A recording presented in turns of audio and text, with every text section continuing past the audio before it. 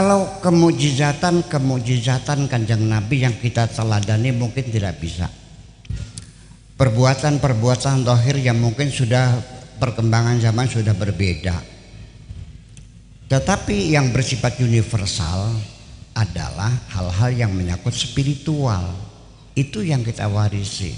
Makanya ini beda mukjizat Kanjeng Nabi Muhammad dengan mukjizatnya nabi-nabi yang dahulu.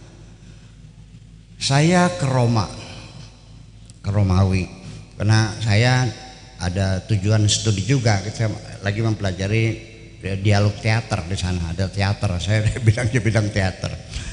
Jadi keluar masuk ke teater. Kita melihat kolisium, ya, diantarkan oleh guide-nya. Ini tempat gladiator, manusia diadu dengan macan. Ini tempat raja mandi. Ini permaisuri dandan. Ini lapangan olahraga. Terus ya sudah, apa manfaatnya? Ya nggak ada. Nabi Musa pernah membelah lautan, terus apa manfaatnya? Ya sudah, hanya tinggal cerita. Nabi Isa pernah menghidupkan orang mati, terus ya sudah, selesai bercerita. Orang buta diusap matanya melek lagi, ya sudah. Tapi mukjizat Nabi sampai sekarang masih hadir dan masih bisa kita manfaatkan untuk membangun kebahagiaan hidup ini. Betul nggak? Ada konsepnya. Nah, tetapi sekali lagi karena bahasa Arabnya klasik, ini orang Arab sendiri yang nggak paham. Kalau nggak ngaji Mahfud biar Arab juga nggak paham. Saya di Tunisia kalau malam minggu itu buka pengajian umum, yang datang ada dokter, ada insinyur, ada pengusaha, ada ya kalau di sini lurah begitu, ada camat segala macam datang bawa Quran, nanya ini ya Syekh hampir syaku sinu hadza ma'ana ikhla'ana 'alaika innaka bil wadil muqaddas itu wa sinu ma'ana tuha tua itu apa tuh ya nggak tahu persoalannya. Nah itu persoalannya. Jadi di sini kita, nah salah satu yang menyebabkan suasana kita ini agak gaduh sedikit di antara umat Islam itu adalah karena adanya beberapa penafsiran yang berbeda. Itu yang perlu kita amati. Jadi Bapak sekalian, walhasil bagaimana terserah penafsiran ya silahkan. Satu contoh umpamanya begini. Dalam Al-Quran disebutkan as-sariqu was-sariqatu faqta'u aydiyahuma. Pencuri laki, pencuri perempuan, potonglah tangannya. Ini karena salah penafsiran dipotong tangannya. 1400 tahun lamanya umat Islam menjadi korban pemotongan tangan karena salah penafsiran. Tetapi alhamdulillah sekarang negara-negara Islam yang ada di dunia sudah menolak hukuman potong tangan. Nah, muncul lagi waman lam yahkum bima anzalallah faulaika humul kafirun. Kalau tidak menerapkan hukum Tuhan berarti kafir, juga salah paham lagi.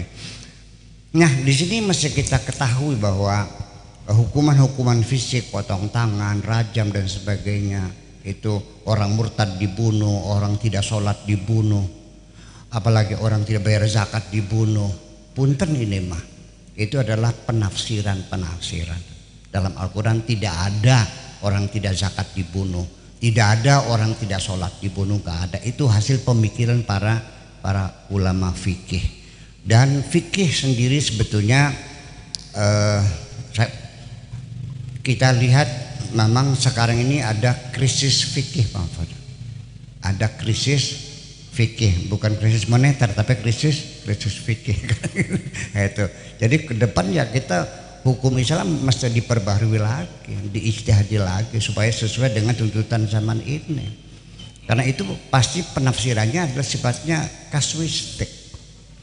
Mari kita uji di mana kesalahan penafsiran mereka. Satu, kalimat faqta'u itu tidak mesti artinya dipotong. Kata-kata qata'a di dalam Al-Quran itu tidak selalu menunjukkan maknanya dipotong, tus diputus. Bahkan kalimat putus sendiri itu hampir tidak, ya mungkin ada 1-2 ayat ya, tapi kebanyakan ayat Quran begitu qaf, ta dan ain itu artinya bukan putus. Seperti wa quti'a dabirul qaumil ladzina zalamu. Bukan diputus, bukan dipotong. Wa qata'na aydiyahum. Kan kami potong, bukan dipotong tapi artinya dicegah, bukan dipotong. Kemudian yaqta'una tariqa, itu bukan motong jalan dipotong-potong tapi menutup jalan, tidak boleh lewat. Kemudian lagi wa yuqatti'una al-arham, itu bukan motong-motong rahim tapi memutuskan hubungan persaudaraan. Kemudian lagi di surat Yusuf, ketika perempuan-perempuan dari Mesir itu melihat Yusuf lewat di hadapan mereka, buah yang sedang mereka kupas terjatuh.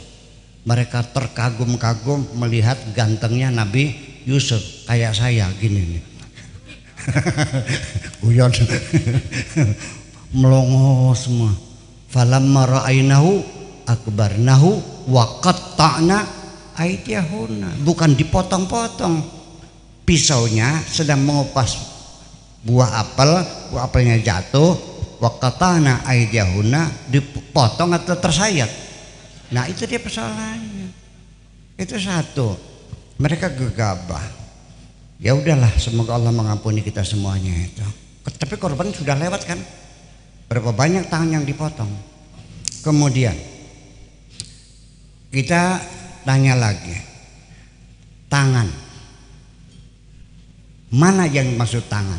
Definisikan tangan yang jelas. Potonglah tangannya sampai sikut, mungkin. Sampai pundak, mungkin. Sampai sikut, mungkin. Pergelangan, mungkin. Ruas jeriji, mungkin. Karena tangan itu dari ujung jeriji sampai pundak, ini tangan semuanya. Namanya pundak. Wa hadza adudun, wa hadza mirfaqun, wa hadza sa'idun, wa hadza ma'samun, wa hadza kafun, wa hadhihi anamilu. Ini semuanya adalah yad, tangan. Jadi dipotong sampai pergelangan sini, hasil apa? Hasil ijtihad. Kemudian lagi, berapa jumlah nilai yang dicuri sehingga perlu dipotong tangannya? Apa mencuri 5.000 dipotong tangannya? Itu pun hasil ulama tidak sepakat. Antara mazhab besar Syafi'i, Hanafi, Maliki, Hambali, ada yang bilang 10 dirham, ada 100 dirham, 200 dirham, 1000 dirham. Berarti enggak salah. Itu hasil ijtihad. Nah, kita teruskan. ID itu biar kita ngaji pesantren dulu. Ini khusus buat Pak Mahfud.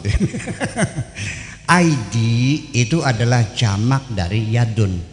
Singularnya yadun, pluralnya ID. Kata ID ini unik sekali, bahwa yadun itu tidak selalu tangan, malah sering digunakan sebagai bentuk kekuasaan. Yadullah fawqa aydihim. Seperti Margaret Thatcher itu Perdana Menteri yang bertangan besi, ya, the Iron Lady, ya, bertangan besi, artinya kekuasaan. Jadi itu satu.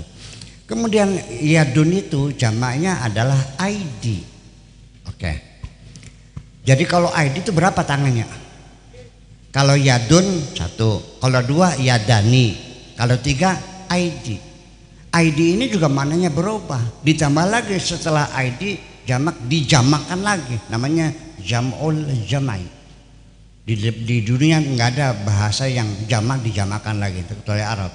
Namanya, kodenya dalam dunia perkamusan jim, artinya jam'ul jamai. Jadi jamak dari ID menjadi ayadi. Itu artinya sudah kedermawanan, berbeda lagi. Oke, berarti kalau yadun 1, kalau ID berarti jamak. Kalau jamak itu berapa? 3 ke atas. Kalau 2 namanya musanna, betul nggak? Kedua yadani. Nah ini tangannya berarti banyak kan? Sekarang saya nanya, as-sariqu tangannya apa? Pencuri laki berapa tangannya? 2. Yang dipotong 1 itu dua-duanya. 1. Berarti 1. Wasariqatu pencuri perempuan. Berapa tangan pencuri perempuan itu? 2, kanan dan kiri. Yang dipotong dua-duanya pas satunya aja. Nah, berarti ada berapa tangan yang dipotong? 1 tangan laki-laki. Kenapa tidak yadani kok ID? Ini jadi persoalan. Berarti artinya bukan tangan fisik ini, artinya dipenjara, artinya diputus, artinya dicegah jangan sampai orang itu beraksi melakukan kejahatannya. Itu persoalannya. Bayangkan korbannya sudah 1400 abad yang lalu. Nah ini kan krisis fikih dari dulu, karena dulu itu kita mesti tahu bahwa para fuqaha itu dalam menyusun mengkodifikasi hukum Islam itu by order penguasa. Ya sampai sekarang juga punten ya, para ulama kan ketiaknya penguasa. Betul nggak? Punten ini mah jangan tersinggung. Iya, ya seperti itu sampai sekarang. Satu contoh lagi, bahwa supaya nanti kita jangan salah paham menafsirkan Kanjeng Nabi meninggalkan peradaban yang tidak manusiawi, supaya jangan sampai ada praduga buruk kepada Kanjeng Nabi, apalagi menjelek-jelekan Kanjeng Nabi, nanti lo dilaporin Barreskrim lo. Iya kan gitu. Jangan sampai ada kesan Nabi meninggalkan peradaban yang tidak manusiawi. Bahwa pada akhirnya kita lihat di Al-Quran. Yuk kita buka Al-Quran. Aqimus shalah tidak dijelaskan berapa rakaat, tidak dijelaskan berapa sholatnya, tidak dijelaskan waktunya, tidak dijelaskan bagaimana rukuk, bagaimana, dicawain aja. Aqimus shalah, aqimus shalah. Udah. Di dalam ayat Al-Quran yang paling banyak kalimat yang berulang-ulang adalah wa anfiqu, infak. Makanya wa mimma razaqnahum yunfiqun. Nah ini TV ini namanya TV wa mimma, itu dari doa apa istighosah kita, wa mimma razaqnahum yunfiqun, makanya TV-nya TV wa mimma. Nah setiap lembaran, mangga silakan Pak Mahfud lihat di Quran itu tiap lembar wa anfiqu taun au karha, wa anfiqu mimma apa namanya wa yaktubuna mimma atahumullah, disembunyikan wala yunfiquna fi sabilillah, selalu infak berulang-ulang. Kenapa sholat yang disebut sekali dua kali dalam Al-Quran dibahas sampai separuh kajian fikih, tapi infak yang berulang-ulang tidak ada bab infak? Apa sebabnya? Nah ini kita mesti kritis ya. Jadi saya bukan lagi menyalahkan mereka, tapi kita lagi mengurai satu peristiwa. Ya, jadi saya bukan lancang menyalahkan sahabat, enggak. Saya tidak akan menyalahkan siapapun, tapi artinya bahwa kita akan menelusuri satu peristiwa. Kenapa bab infak tidak boleh dibahas? Karena menyangkut kekuasaan. Ini anggaran pendapatan dan belanja negara, enggak boleh diatur. Biar aku ingin berkuasa sepenuhnya. Kalau infak dimasukkan nanti asrafnya ada. Betul nggak? Untuk pendidikan berapa? Untuk kebudayaan berapa?